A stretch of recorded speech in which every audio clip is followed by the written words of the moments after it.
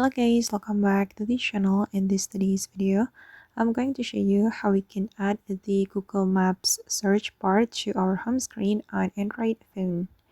Okay, let's get into it. First thing first, we can open our home screen on our Android phone, and after that we can tap and hold on any empty area on our home screen. Then the screen will look like this, and we have to select a widget.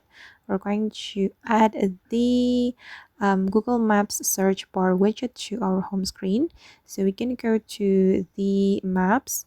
You can scroll down to find the maps option, and here you just need to click on it, and you can scroll down again and just click on the search Google Maps widget. You can click on this option, then click on add.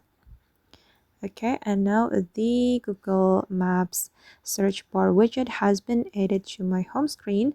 And if we want to search for a location with the Google Maps, we don't need to open the Google Maps application. We just need to click on the search bar. Then we'll be able to search for a location on the Google Maps.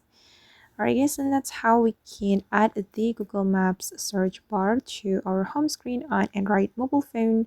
I hope this tutorial will be useful for you. Thank you so much for watching, and see you in the next video.